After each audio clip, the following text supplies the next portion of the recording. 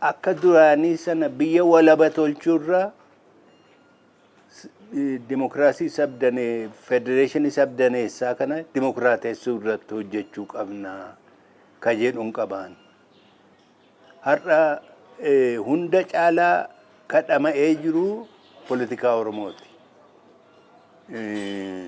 Mootummaan kun Oromoodhaan hoogganama warri jedhu sabootii hafan hundi irratti wal ta'anii lakki Oromooyyuu miti ka jedhu immoo Oromoo keessaa madde ka ajaa'iba namatti ta'u. Kanaaf kana furannee marii Oromoo keessaa geggeessinee rakkina kana furannee irra aannee qooda nuuf malu taphachuu qabna. Akka saba bicuutti ilaalamne duraan. Akka saba bicuuttis of fudhanne. Amma garuu hammam akka geenyu namoonni kaanis hubatanii nutis of hubachiisuu dandeenyeerraa. Baay'ee sin galateeffadha. Oromoon aadaansaa, duudhaansaa, safuunsaa kan ganamaatti akka deebi'uu fi hojii bal'aatu hojjetamaa jira biyya kana keessatti jedhama.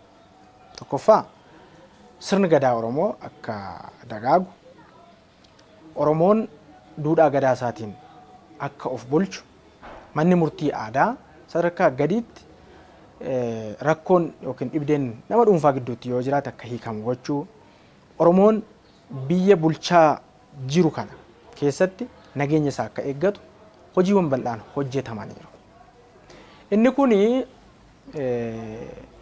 waan hin hojjetamnedha yookiin immoo waan hin jirredha jennee bira darbuu dandeenya moo qabatama hawaasa keessa jiru kana wantoonni hojjetaman kun jiru kun immoo nafaan itti guuttataa deemna jechuutu barbaachisaadha. Rakkinni Oromoo guddaan ammayyuu ajendaa yeroo wajjin deemu raggaafachuu dadhabuu isaati. Maaltu kana fide obbo Leencoon? Haalaa wajjin deemta malee gaaffii yeroo sanatti ho'aa ta'e kaafta malee bakkuman duraan jalqabe irra tura jechuun polotikaa miti. Amantiiyyuu miti. Amantiinuu jijjiiramaa deema. Kanaaf ajendaan Oromoo dura jiru amma maali inni ka jedhu sana deebii argannee deebii sana Oromoon hoogganee saboota biraas hubachiisee wajjiniin deemuutu barbaachisaadha. Fayyaanaa ta'a. Isin akka keessanitti hammammaatti gaaffiin Oromoo isin ganama qabattanii baatan waan deebi'e waan yaadattan qabdu kan hin deebiinu maal fa'a? Gaaffiin deebi'ee jira. Jijjiiramni guddaan Oromiyaan adda baatee beekamuudha. Gaaffii kaasuun mataansaa deebicha akeekuudha. Amma Oromiyaan beekamtii argateera. Injifannoo guddaan tokko isa. Amma haali keessa jirru haala dhama'iinsaati. Oromootu wal lolaa jira. Maaliif akka inni wal lolu naaf hin galle. Sabooti biraa immoo mirqaansaa jira kun. Saboota lakkii ammayyuu federeeshinii kana hin fedhu Oromoon jedhanii warra murteessanii sirna duraanii wayya Oromoonu kunoo hin gaafanne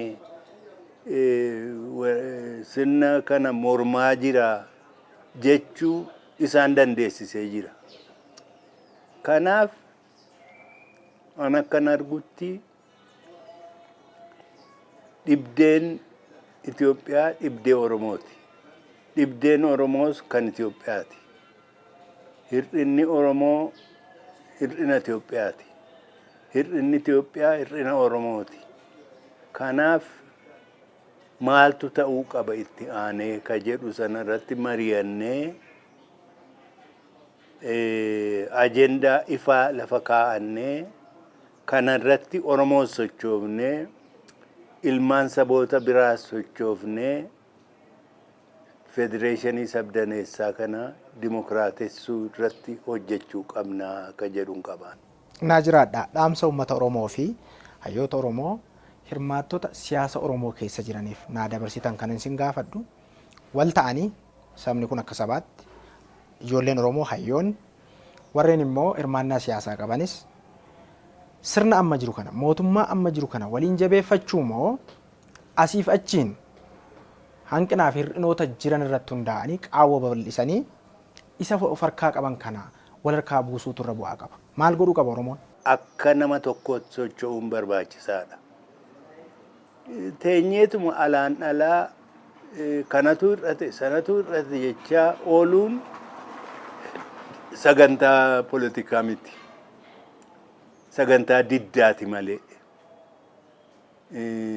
Amma immoo sagantaa hojiirra ooluu qabu. Ka hojii mul'achuu qabu. Irratti wal ta'uu qabnaa kan jedhuun qabaa ani galatoomaa. Ulfaadhaa sinan galateeffadha.